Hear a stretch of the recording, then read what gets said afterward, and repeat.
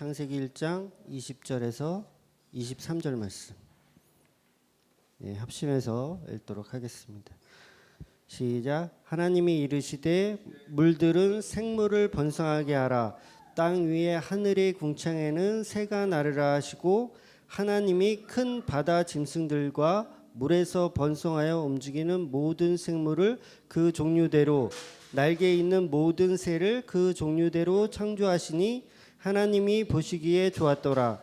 하나님이 그들에게 복을 주시며 이르시되 생육하고 번성하여 여러 바닷물에 충만하라. 새들도 땅에 번성하라 하시니라. 저녁이 되고 아침이 되니 이는 다섯째 날이니라. 아멘. 하지 마시고 제가 한 20대 초반에 이제 양로원에서 일한 적이 있어요. 이제 그 당시 이제 사회복지사라는 개념이 자격증이 막 생기고 이제 그런 상황이었는데 그때 제가 이제 그쪽에 이제 진로를 정해서 이제 사회복지 관련된 일을 하고 싶어서 20대 초반 때에 양로원에 이렇게 취직을 한 적이 있어요. 생활지도사라는 이름으로 취직을 했는데 문제는 뭐냐면 그 양로원이 이제 절에서 이렇게 운영을 하는 양로원이었어요. 그리고 실제로 그 양로원에 스님도 계셨어요. 스님도 이렇게 계셔가지고 거의 뭐 이사장이죠. 스님이 이사장이었던 거예요. 그리고 이제 원장님 따로 계시고 그런 이제 양로원에서 제가 이제 일을 했습니다. 처음에는 이제 당연히 저는 예수 믿는 청년이었기 때문에 절에서 운영하는 양로원을 안 가려고 했었는데 그 당시 제가 이제 하나님에 대한 어떤 적개심이 굉장히 컸었던 때였어요. 그래서 보란 듯이 그래 나 이런 데 간다 하는 식으로 좀 하나님 앞에 좀 이렇게 좀 까불었었던 그런 질풍노도의 시기가 아니었나 이렇게 생각해요. 지금 생각해 보면 제가 목사가 되기 위해서 하나님께서 훈련하셨던 하나의 과정으로 이렇게 생각을 하거든요. 사실 목사가 되려면 다른 종교에 대해서도 사실 공부를 좀 해야 돼요. 다른 종교는 어떤지 공부를 해야 됩니다. 그래서 신학교에도 가면 그런 과목들이 있어요. 예를 들어서 이제 기독교에 대한 것만 배우는 게 아니라 뭐 이슬람에 대해서도 배우고 그다음에 불교에 대해서도 배우고 뭐 유교에 대한 것도 배우고 이렇게 타 종교에 대한 것을 좀 배우긴 배워요. 근데 그 양이 이제 그렇게 막 많지가 않아서 그렇죠. 아직 그러니까 사탕 걸타기 식으로 이렇게 대충 배우고 넘어가서 그런데 실제로 목사가 되려면 다른 종교에 대해서도 공부를 해야 됩니다. 근데 저는 그때 아마 불교에 대해서 나름 좀 많이 생각하고 고민하고 공부했었던 시기가 있었던 것 같아요. 그래서 실제로 그 스님하고 이제 한 사무실에 같이 이렇게 일을 했기 때문에 그 스님이 볼 때 이 21살짜리 청년에게 해주고 싶은 말이 얼마나 많았겠어요.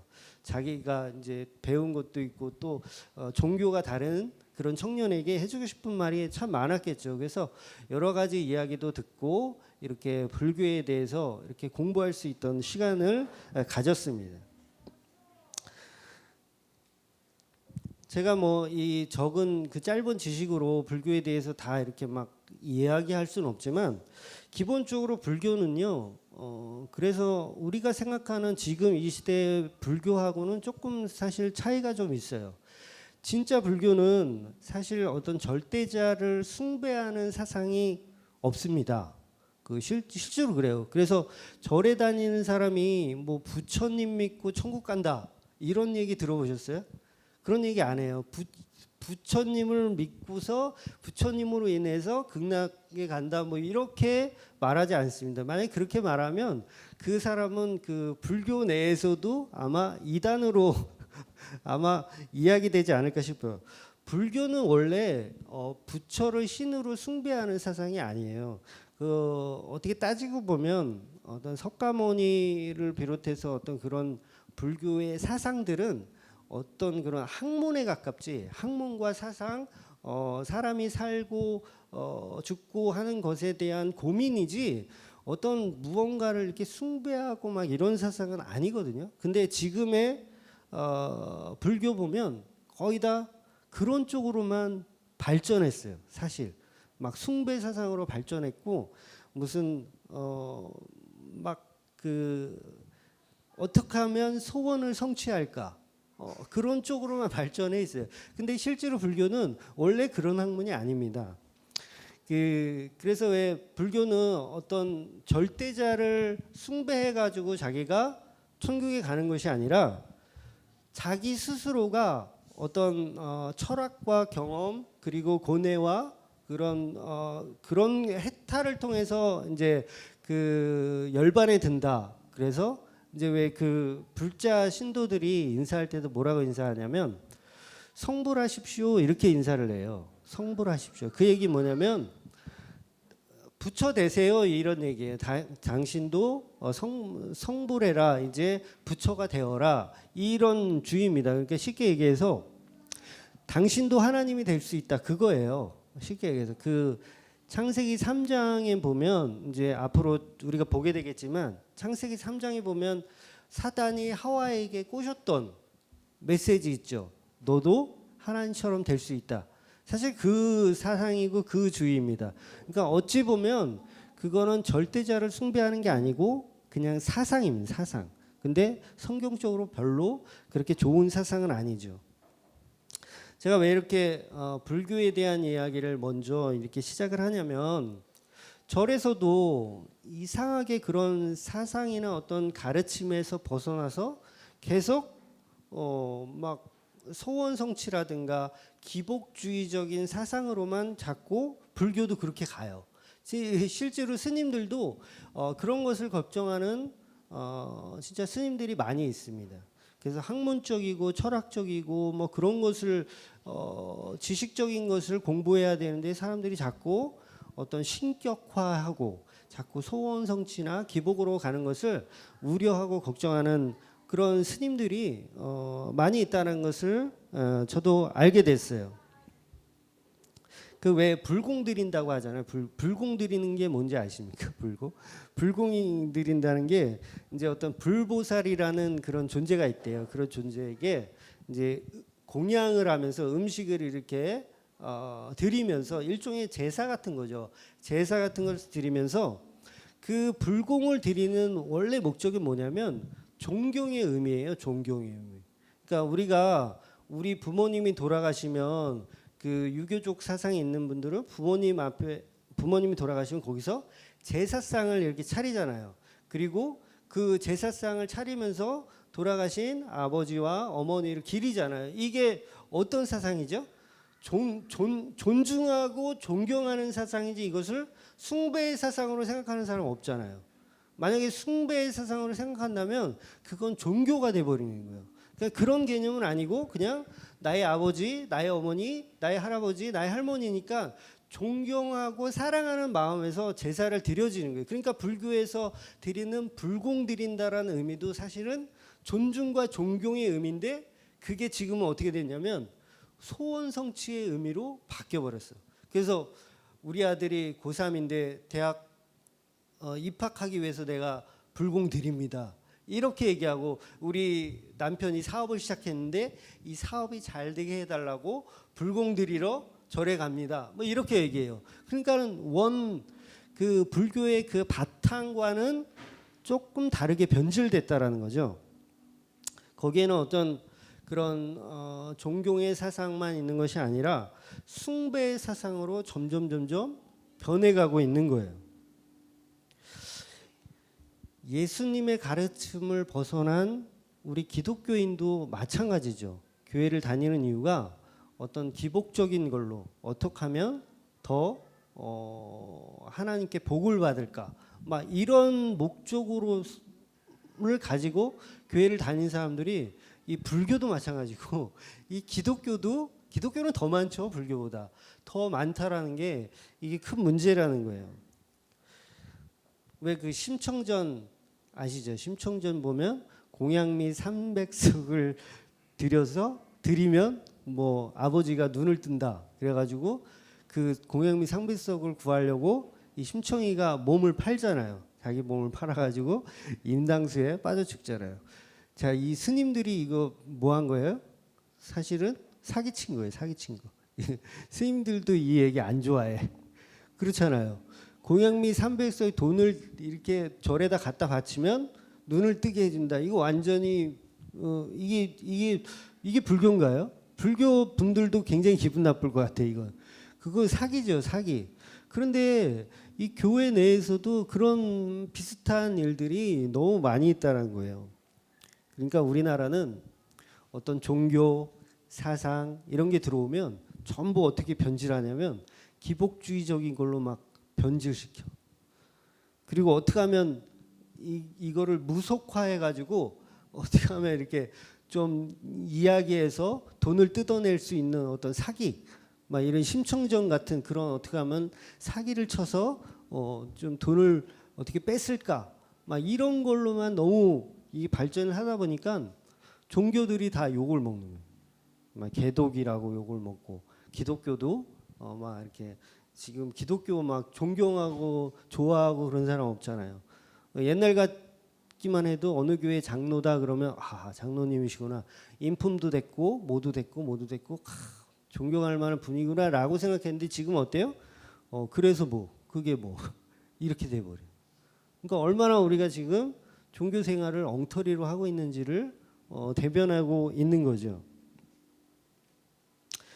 지난주에도 말씀드렸지만 기독교 내에서도 이것이 뭐 무당인지 교회인지 막 헷갈리다고 말씀드렸잖아요.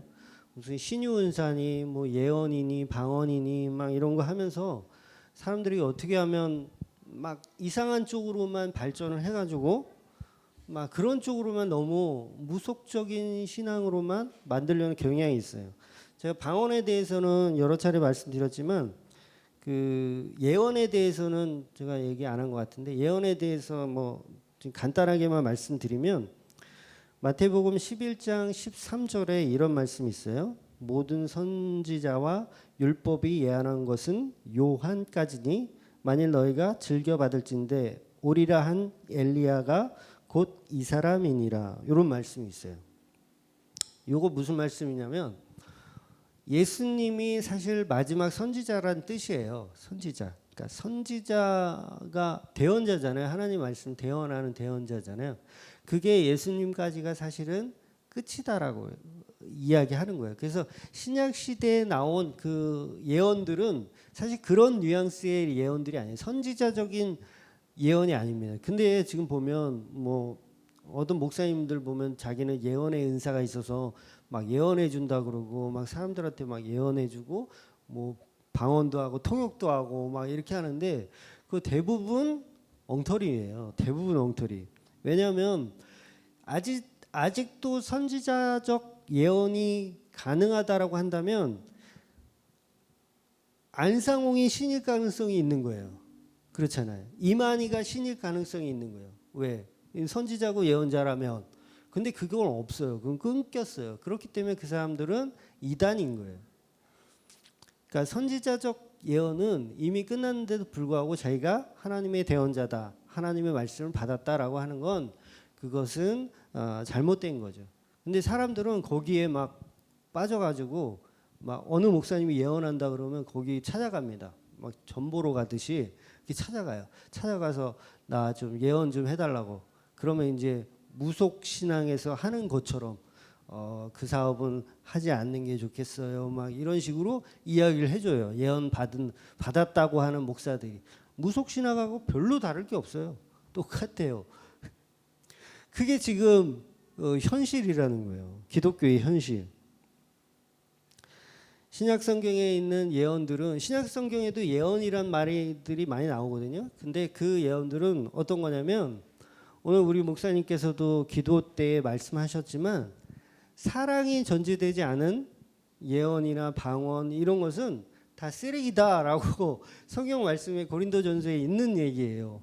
그러니까 어찌 보면 신약 성경에 있는 예언은 이런 겁니다. 뭐 적나라하게 얘기하자면 너희들 공부 열심히 하면 좋은 대학에 갈 수 있다. 이렇게 얘기하는 거예요, 제가. 그 이게 뭐예요? 예언이에요, 예언. 예언이 별게 아니에요.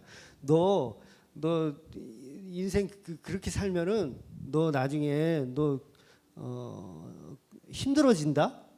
이게 뭐예요? 예언하는 거예요, 예언. 이게 그런 류의 예언을 말하는 거지. 그러니까 예언은 어떻게 보면 교회의 덕이 돼야 되는 거예요. 덕이. 그러니까 학생들한테 열심히 살라고, 그리고 신앙적으로 열심히 노력하라고 하는 것들, 그런 게 사실 예언이지, 무슨 동쪽으로 가라 서쪽으로 가라 뭐 빨간 옷은 너한테 안 좋다 막 이런 거는 무속신앙이에요. 무속신앙. 그건 교회에서 절대 하면 안 되는 것들이죠. 기독교도 불교도 모두가 샤머니즘적인 어떤 그런 토속적인 요소들로만 발전을 해가지고 점점 갈수록 이상해져요. 여러분 유교 사상을 가진 나라잖아요. 우리나라는. 그래서 왜 그 대대적으로 집안에서 보면 저 집안은 유교 집안이다 그러면 뭐부터 생각나요? 우리는 제사부터 딱 생각나잖아요. 그래서 너네 집 유교 사상이 아주 강한 집안이야? 그러면 뭐 제사를 1년에 뭐 12번씩 드린대. 그러면 어때요? 너 진짜 결혼하면 너 진짜 고생하겠다. 그렇잖아요. 근데 그 유교 사상을 갖고 제사 드리는 곳까지도 어때요? 기복적으로 흘러갔어요. 그거 사실 그것도 존경이잖아요. 존경과 어떻게 보면 학문인데 유교는 학문이에요. 어떤 공자의 가르침을 잘 이렇게 춤과 효 이런 걸 가리키는 그런 메시지인데 그걸 자꾸 기복으로만 바꿔버려. 어떻게 하면 우리 조상님이 꿈에 나타나서 로또 번호를 알려주지 않을까? 막 이런 것만 생각을 한다는 거죠. 유교 집안의 제사를 드리는 이유도 후손이 잘 되게 해달라고 기도하지 어떤 존경과 효의 의미가 아니라 자기한테 맞추는 거예요. 모든 걸. 그러니까 모든 종교 사상 이런 게 이 대한민국은 유난히 그런 샤머니즘적인 것들이 요소들이 많이 있다라는 거예요. 교인들도 십자가 앞에서의 어떤 사랑이나 부활 뭐 이런 감정으로 인해서 교회를 다니는 게 아니라 정말 십자가 앞에서 합장하고 마리아상 앞에서 합장하면서 자기의 어떤 소원 성취를 위해서만 기도하는 모습이 너무도 많이 있다라는 거예요. 정말 그런 것들은 우리가 사실 버려야 하거든요. 오늘 구속사 십자가와 구원과 은혜에 대해서 이렇게 늘 그런 설교를 이렇게 하면 사람들은 이상하게 생각하죠. 왜 맨날 똑같은 예수님의 십자가, 사랑, 구원 이런 것만 얘기하냐고. 저는 그거 말고 그것을 통해서 우리 삶에 적용할 수 있는 게 뭐냐고 요구를 해요. 그래서 뭐 구원받았으면 뭐, 그래서 우리 생활이 어떻게 바뀌는데 이거를 자꾸 요구해요. 잘못된 거죠. 구원받고 생명을 얻었으면 그걸로 끝이에요. 뭐 더 이상 뭐가 있어요. 구원받았으면 그걸로 행복하고 감사한 거죠. 그걸로 감사한 마음으로 신앙생활을 하는 거예요. 고마운 마음으로 신앙생활을 하는 거예요. 근데 어때요? 거기서 벗어나서 뭔가 좀 서원성취의 도구, 기복을 채울 수 있는 도구로 사용되어지는 거예요. 종교가. 그렇게 사용되어지면 안 된다는 거죠. 왜 교회 같은 데 보면 왜 비전 같은 걸 제시를 해요. 비전. 그래서 큰 교회들 이렇게 홈페이지 같은 데 들어가 보면 우리 교회는 뭐 비전이 뭐 이런 거다 저런 거다 막 이런 것들이 있어요. 근데 여러분 주맘교회의 비전이 뭔지 아세요? 주맘교회 비전. 아무도 모르시죠? 모르는 게 정답이에요. 왜냐하면 주맘교회는 비전이 없어요. 비전이 없는 게 비전이에요. 이게 무슨 얘기냐면 어떻게 보면 궤변이라고 할 수도 있지만 이 비전하면 뭐 예를 들어서 이런 거예요. 다른 교회들 이렇게 비전을 이렇게 보면 뭐 한번 제가 써봤어요. 이웃과 사회와 본이 되고 가난한 이웃을 돌아보며 필요를 채워주고 열방을 향해 선교와 꿈을 꾸는 그런 교회의 모습을 비전을 삼고 있습니다. 대부분 이렇더라고요. 거의 뭐 교회들 이렇게 홈페이지 들어가 보면 내용이 이웃을 사랑하고 뭐 가난한 이웃을 위해 구제하고 그다음에 열방을 향해 선교하고 막 이런 내용들이 쭉 있어. 대부분 이런 문구예요. 근데 저희 교회는 비전이라는 내용도 없고 있어봐야 주보에 막 그런 거 있잖아요. 뭐 재정을 투명하게 합니다. 뭐 율법적인 11조가 없습니다. 뭐 헌금 바구니를 돌리지 않습니다. 이게 무슨 비전이냐고 이게 비전입니까? 비전 아니에요. 이거는 비전 아니에요. 우리 교회는 비전이 없는 게 비전이에요. 다시 얘기해서 이 미자립 교회잖아요. 저희 교회가 20명도 채 안 되는 미자립 교회. 근데 월세 내고 담임 목사 사례비도 못 주고 막 이런 교회가 어떤 이런 비전을 품으면 어떻게 되냐면 막 뭐 예를 들어서 양로원 같은데 우리가 뭐 이렇게 보내주고 선교비도 보내주고 후원금도 보내주고 뭐 고아원 같은 데 찾아가서 뭐 물품도 사주고 에어컨도 달아주고 막 이런 교회 얼마나 보기 좋고 좋아요. 그런데 거기에는 한 가지 욕심이 들어있어요. 어떤 욕심이냐면 이런 일들은 미자립 교회로서는 할 수 없는 일들이야. 그러니까 교회가 말하고 있는 비전, 그 비전은 대형 교회가 되었을 때 이룰 수 있는 것들이에요. 그렇잖아요. 열방을 향해 선교사를 파송해. 막 10명, 20명 막 파송해. 그렇게 파송하려면 미자립 교회에서 파송할 수 있나요? 못해요. 한 명도 못해요. 그러니까 그 교회들이 말하고 있는 거는 결국은 뭐냐면 우리 교회가 대형 교회를 크기 위한 비전인 거예요. 결과적으로 보면. 그런데 교회는요, 예수님의 가르침은 그런 가르침이 아닙니다. 이 교회가 규모가 커지면 분명히 그 교회는 분명하다는 건 좀 그렇고 안 그런 목사님들도 있으니까 규모가 커지면 담임 목사는 타락할 가능성이 아주 커져요. 이게 무슨 얘기냐면 미자립 교회 때는 그런 게 없는데 이 단체가 이렇게 힘이 생기고 커지면 거기에 담임 목사라든가 장로들은 힘이 들어가게 돼 있어요. 그래서 결국은 하나님 앞에 부합한 일들을 하지 못하게 되어 있습니다. 그래서 성경은 단체를 키우는 게 아니라 사람을 키우라고 얘기해요. 예수님도 12명의 제자밖에는 안 키웠어요. 물론 다른 추종자들이 더 있었지만 예수님은 공식적으로 12명밖에 안 키웠습니다. 그게 무슨 얘기냐면 전도를 하지 말라는 얘기도 아니고 뭐 선교를 하지 말라는 얘기도 아니고 어떻게 보면 그런 부를 축적하지 말라는 그런 의미에서요. 예수님은 결코 부를 축적하지 않으셨거든요. 전혀 부를 축적. 근데 대한민국 교회들은 어때요? 비전 제시하는 것을 보면 다 대형화.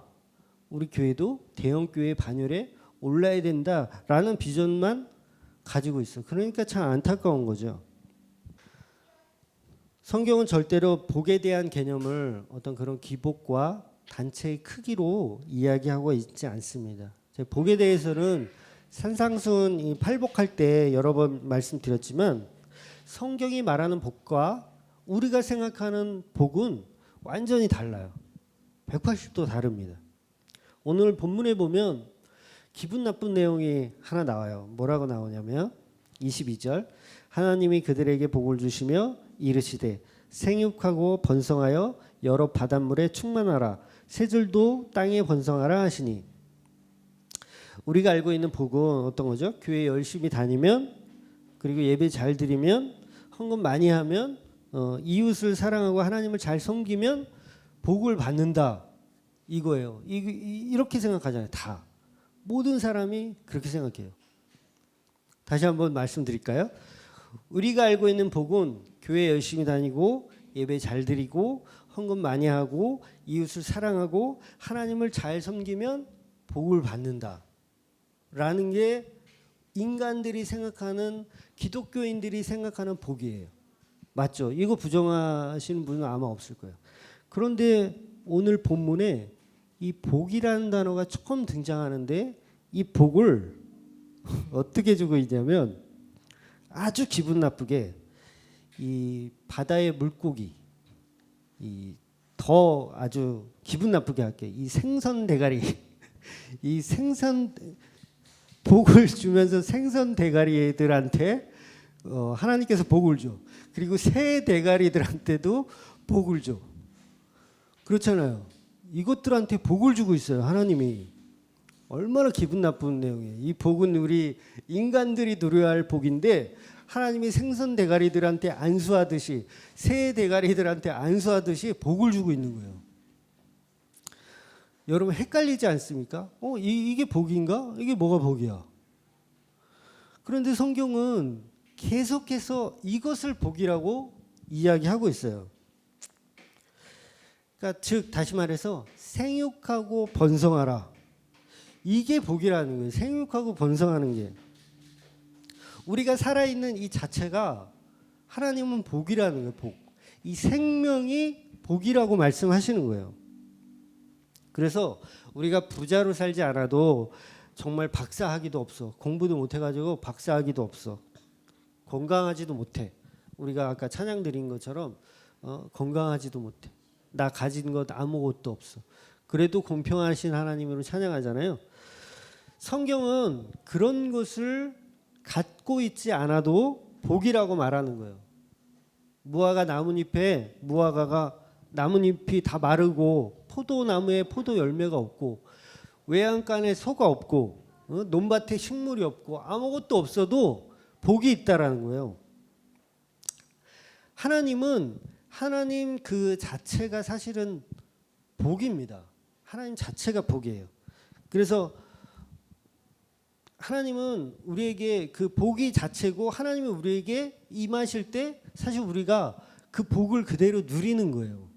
그래서 왜 그 모세도 하나님과 함께 있을 때 40일을 먹지도 않고 마시지도 않아도 배고프지 않고 얼굴에 광채가 났었다고 말씀하고 있잖아요.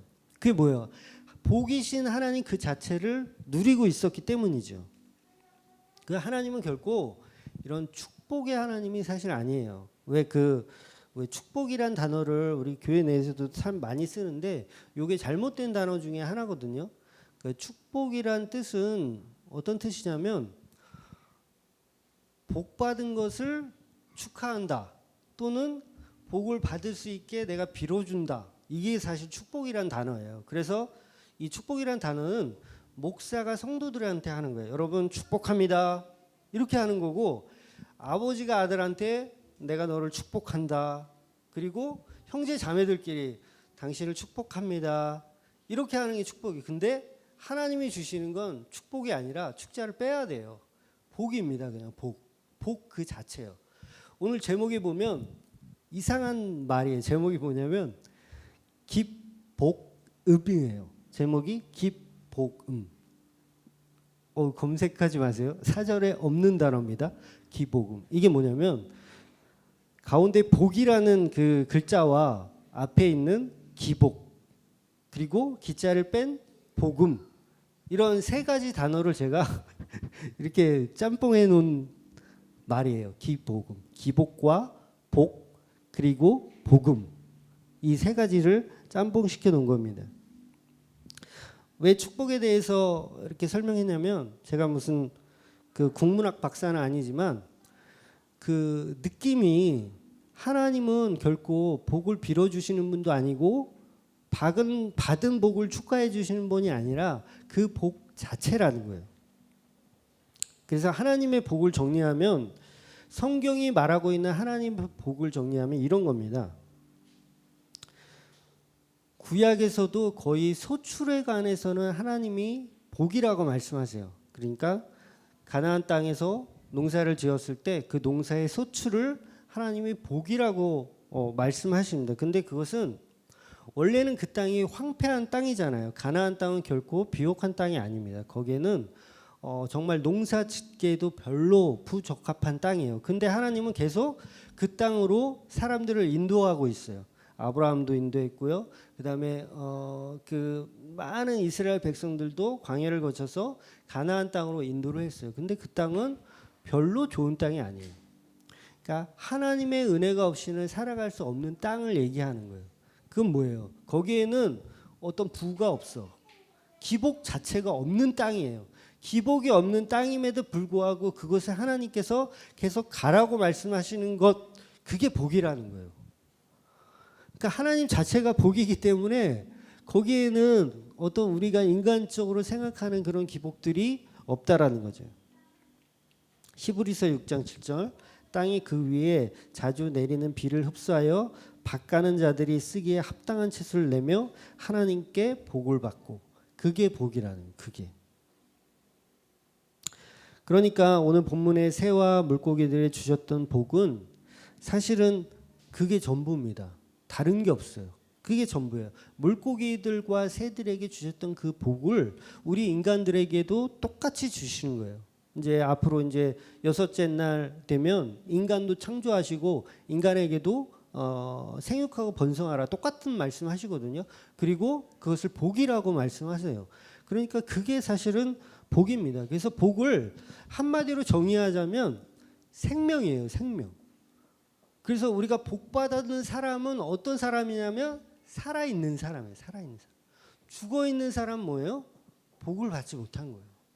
살아있는 자체가 복이에요. 근데 성경이 말하는 그 살아있음, 그 성경이 말하는 살아있음 뭐예요? 우리가 지금 여기 창문 열면 지나가는 모든 사람들이 그 생명을 갖고 있는 건가요? 아니잖아요. 진짜 생명은 죄로 인해서 죽었던 우리가 예수를 통해서 구원받은 그 생명이 복이라는 거예요. 그러니까 예수 믿고 구원받은 지금 여기 앉아 있는 여러분들이 성경이 말하는 복을 누리고 있는 사람들이에요. 그러니까 그 사람들은 그거 모르고 계속 뭘 생각해? 소원성취 생각해. 기복 생각하고. 근데 성경은 그런 복을 이야기한 적이 없어요. 바로 영생하는 것, 하나님과 영원히 함께하는 것, 그것을 성경은 복이라고 얘기하고 있는 거예요. 창세기 5장 2절 남자와 여자를 창조하셨고 그들이 창조되던 날에 하나님이 그들에게 복을 주시고 그들의 이름을 사람이라 일컬으시니라. 복을 이미 주셨어요. 생명 그 자체가 복이기 때문에. 그러니까 생명을 가진 새 대가리, 이 물고기, 이 생선 대가리들에게도 그걸 복이라고 얘기할 수 있는 거예요. 살아있으니까. 아담과 하와가 사실 어찌 보면 무인도에 간 거예요. 에덴 동산이라고 하는 무인도. 아무도 없어 거기는. 아담과 하와 둘뿐이야. 무인도나 마찬가지잖아요. 거기에 무슨 명예가 있습니까? 없죠. 권력 있어요? 없습니다. 어떤 재산을 은닉할 필요도 없어요. 재산을 빼돌릴 필요도 없어. 그런데 그 자체를 하나님은 복이라고 말씀하시는 거예요. 그런데 우리는 그 복을 복으로 생각을 안 해. 또 보세요. 창세기 9장 2절에 보면 노아에게도 똑같은 말씀을 하세요. 노아. 이 홍수 때 살아난 그 노아에게도 똑같은 말씀을 하세요. 하나님이 노아와 그 아들들에게 복을 주시며 그들에게 이르시되 생육하고 번성하여 땅에 충만하라. 이 복의 말씀을 또 주시는 거예요. 역시 노아의 이 8 가족들도 사실 무인도나 마찬가지인 이 땅에서 새로 시작하는 거예요. 그런데 하나님께서 이것을 복이라고 말씀하셔요. 왜? 살아있으니까. 살아있으니까. 죄 가운데 죽어야 하는데 죽지 않고 그 물 가운데 저주 가운데 살아났으니까 이것을 복이라고 얘기합니다. 또 아브라함의 복을 좀 볼까요? 하나님의 아브라함에 주신 복이 뭐가 있는지 22장 17절 창세기 내가 내게 큰 복을 주고 내 씨가 크게 번성하여 하늘의 별과 같고 바닷가의 모래알 같게 하리니. 그렇죠? 그러니까 생육하고 번성하는 거에 대한 복을 얘기했죠. 그리고 이삭의 아들 쌍둥이 에서 야곱 아버지에게 축복을 받으려고 막 이 야곱이 꾀를 쓰죠. 그래서 막 염소털 같은 거 막 있고 형인 척하면서 그 축복을 뺏어요. 장자에게 가야 할 그 축복을 이 차남인 이 야곱이 뺏는 거예요. 몰래 뺏는 거예요. 그런데 그것을 뺏었어요. 어떻게든 뺏었어. 뺏고 나서 어떻게 해요? 이 사람이 무슨 부유하게 막 살았나요? 부유한 걸로 치면 에서도 사실 부자로 살았어요. 에서도. 근데 야곱은 거의 쫓겨났거든요. 쫓겨난 거의 형을 피해서 도망갔어요. 진짜 빈털털이 돼가지고 도망갔어. 그런데 그걸 성경이 복이라고 얘기하는데 왜 복이라고 얘기하는 줄 아세요? 야곱이 그걸 뺏었잖아요. 그 복을. 근데 무슨 일이 일어나냐면 야곱의 그 조상, 그러니까 이 후대에 누가 태어나요? 예수 그리스도가 태어나는 거예요. 그러니까 그 복을 얘기하는 거예요. 그게 진짜 복이라는 거죠. 예수 그리스도의 조상이 되는 게 진짜 복이지. 그 야곱이 왜 삼촌 라반의 집에 갔을 때 삼촌을 속여가지고 재산을 많이 축척을 하거든요. 그래서 그것을 가지고 하나님 주신 복이라고 설명한다면 그건 억지예요. 그건 절대 그것을 하나님의 복이라고 얘기하는 것이 아닙니다. 어떻게 보면 그 놀부하고 흥부 있잖아요. 놀부하고 흥부. 성경이 말하는 복에 적합한 복을 받은 사람이 누구예요? 네, 흥부예요. 흥부. 성경은 흥부가 복 있는 사람이라고 얘기해요. 근데 세상 사람은 어때요? 흥부는 능력도 없는 게 애만 많이 나가지고 막 저거는 아주 나쁜 인간이고 좀 뭐지? 그거다 막 이러고, 놀부는 그래도 자기가 재산도 많고 이렇게 했으니까 더 그 사람은 더 현명한 사람이다 이렇게 얘기하는데 성경은 그렇게 얘기하고 말하고 있지 않습니다. 성경이 말하는 복은 생육과 번성이에요. 생명입니다. 생명.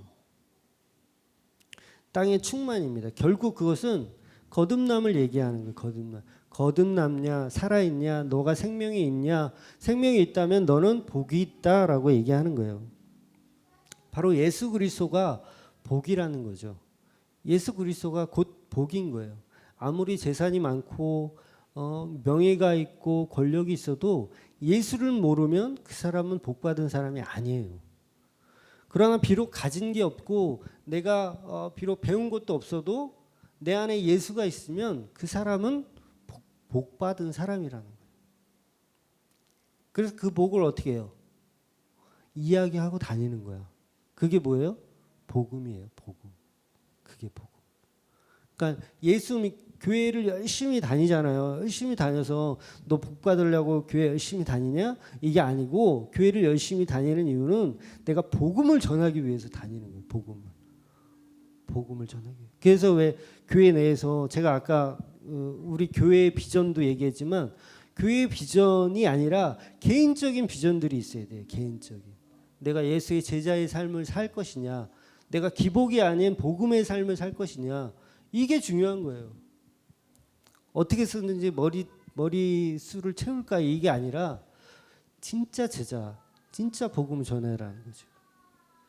여러분 왜 이 주맙교회에 이렇게 몇 없는 성도들이 있으면서도 제가 감사하게 이렇게 목회를 열심히 하고 있는지 아세요? 그래서 복음이기 때문에 이게 복음, 바른 복음 전해주려고. 소원 성취하는 그거 말고, 그런 기독교인들 말고, 소원 성취 말고, 기복주의 그거 말고, 진짜 생명을 말하고 복음을 말할 수 있는 그런 제자를 만드는 게 제 목적인 거예요. 하나님의 뜻인 거고. 많지 않아도 돼요. 단 한 영혼이라도 내 인생에 있어서 한 영혼이라도 그 사람이 제자화 된다면 저는 제 일생을 바쳐도 하나도 아깝지가 않다라는 생각인 거죠. 이것은 많은 기독교인들이 다 같은 의미로 사역을 해야 된다고 생각해요.